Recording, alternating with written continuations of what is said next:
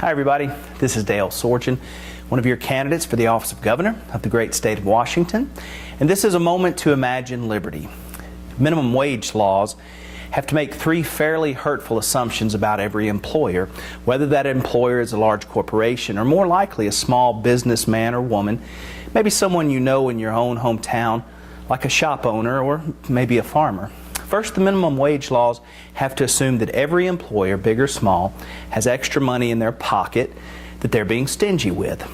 Its assumption is that this person who has had the courage to start their small business or corporation has the money in their pocket to pay an employee more or to pay for an extra employee, but they just don't because they're greedy. If they were not greedy and wanting to keep all the money to themselves, they would, out of generosity, give more of their money to each employee, even, of course, if that employee then wound up costing the business more than the amount of productivity that that employee added. Of course, paying every employee more money than what they produced for the business would ultimately lead to the company closing, but that topic is for another day. Now, the second assumption of the minimum wage law is that every employer, if not adequately restrained by the government, would quite possibly turn their place of employment into some kind of a sweatshop. It assumes that somehow the person who transformed themselves from a productive employee into an entrepreneur and business owner has crossed the Rubicon of compassion. While that person was an employee, they were able to understand the plight of the working people. But when that person put his or her productive resources to work to start a business, they somehow lost all sensibility and turned to the dark side of greediness, with all the care and compassion for workers being lost.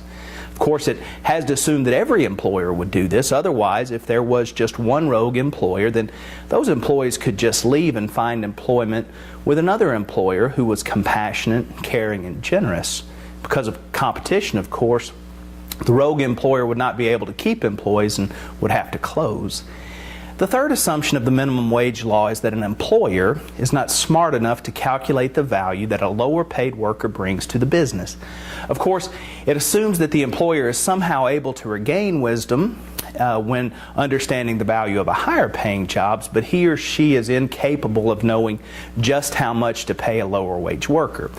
So if the employer needs to hire an essential skilled worker because he or she is determined that the skilled position makes the business more money than it costs, he or she is able to offer that position at a certain wage, and if the amount is high enough, then a skilled worker will take the job.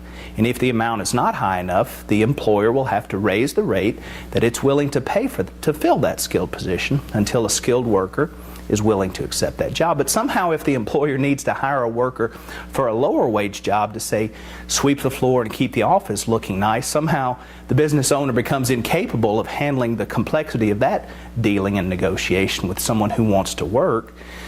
So they must look to the government to see how much they need to pay that employee. Now, they may choose to pay that dictated amount, or they may not. It all depends on whether that particular job will make more money for their business than it costs them. And unfortunately, many times for jobs similar to these, at the dictated amount, the answer is no.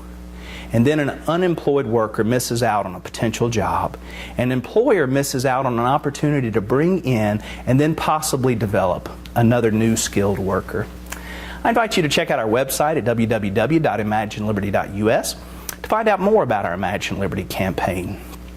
If you already decided that the government telling any of us how much we must pay for something, even labor, is a good idea, then you're in luck, because one of the political sides will probably have a candidate that's just right for you this year. But if you're willing, I'd like to invite you to join us this year to break the cycle and have the courage to think independent.